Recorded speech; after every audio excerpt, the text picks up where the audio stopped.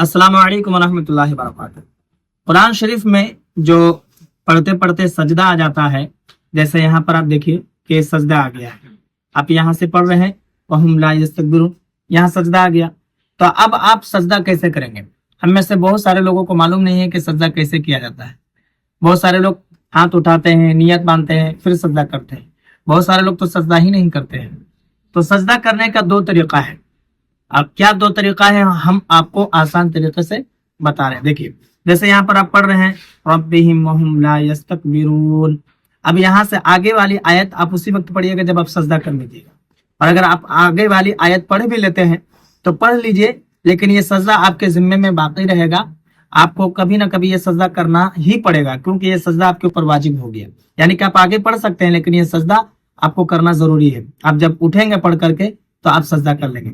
बाकी इसी वक्त अगर करना चाहते हैं वहुम ला यस्तकबिरून, जैसे पढ़ लिए, उसी वक्त अगर आप सजदा करना चाहते हैं तो उस वक्त भी आप सजदा कर सकते हैं।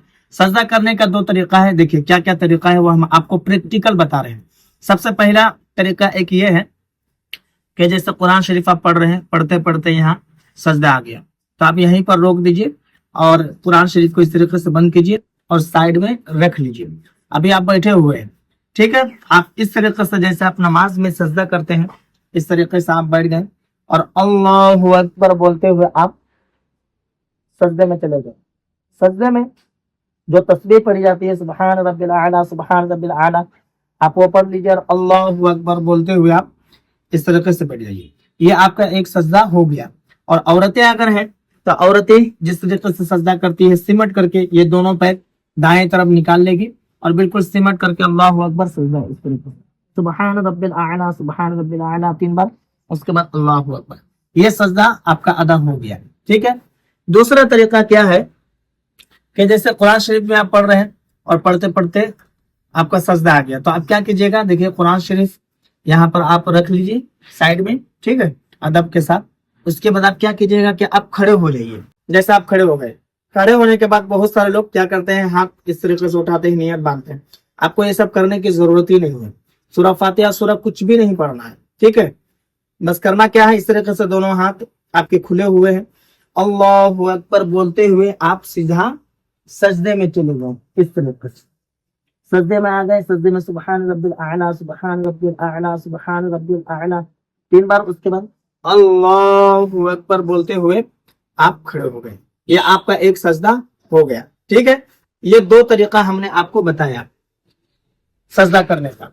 अब देखिए एक मसला आप और जान लीजिए कि कुरान शरीफ जैसे आप 2 पारा पढ़ रहे हैं और 2 सजदा आपको मिल गया। जैसे मिसाल के तौर पर 13 पारा आप पढ़ रहे हैं, ठीक है। 13 पारा में एक सजदा है, ठीक। उसके बाद जैसे आप 14 पारा पढ़ रहे हैं तो 14 पारा में भी एक सजदा है। तो आप जैसे 2 पारा, 13वां पारा और 14 पारा पढ़े, 2 पारा पढ़ा, 2 सजदा आपको मिल गया। तो आप क्या कीजिएगा, तो 2 सजदा करने का भी तरीका यही है कि जैसे आप इसको रखिए और जैसे आप एक सजदा किए, जैसे इस तरीके से पढ़ कर अल्लाहु अकबर एक सजदा किए, आप ये खड़े हो गए, ये बैठ गए, ये आपका एक सजदा हो गया। इसी तरीके से बैठे बैठे ही आप अल्लाहु अकबर फिर से सजदे में चले जाइए, सुबहान रब्बिल आला, सुबहान रब्बिल आला बोल के फिर अल्लाहु अकबर बोलते हुए बैठिए। ये आपका 2 सजदा हो गया। कुरान शरीफ में जब भी सजदा आ जाए, इसको सजदा तिलावत कहते हैं। यानी कि आपको सजदा करना जरूरी है। आप चाहे उस वक्त करें या फिर 1 दिन बाद करें, 2 दिन बाद करें। जैसे मर्द हजरात घर में कुरान शरीफ पढ़ रहे हैं, वो चाह रहे हैं कि मस्जिद में सजदा करें, वो वहां कर सकते हैं। किसी के घर में आप कुरान शरीफ पढ़ रहे हैं, जैसे कुरान खानी वगैरह, आप वहां कुरान शरीफ पढ़ने चले गए, वहां अगर जगह नहीं सजदा करने की, तो फिर आप बाद में घर आइए, घर में सजदा कर लीजिए। अगर औरतें घर में कुरान पाक पढ़ रही है, उस वक्त अगर उसको कोई काम आ गया, उस वक्त चाहती है कि हम सजदा बाद में करेंगे, तो बाद में भी वो सजदा कर सकती है। लेकिन एक चीज आप हमेशा याद रखिएगा कि सजदा तिलावत जब भी आप कीजिएगा, आप पाक साफ रहिएगा, बावजू रहिएगा।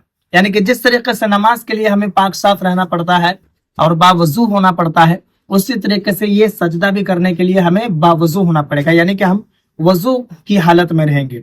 और सजदा करने का 2 तरीका हमने आपको बता दिया, चाहे तो आप बैठे बैठे करें या फिर आप खड़े होकर के डायरेक्ट अल्लाहु अकबर बोलते हुए सजदे में चले जाएं। तो ये सजदा तिलावत करने का तरीका था जो हमने आपको बताया। उम्मीद है कि मेरी बात आपको समझ में आ गई होगी और हमने जो आपको करके दिखाया ये भी आपको समझ में आ गया होगा कि सजदा तिलावत ऐसे ही किया जाता है। यानी कि कुरान शरीफ में जो सजदा आ जाए ہمیں اس کو ایسے ہی کرنا چاہیے.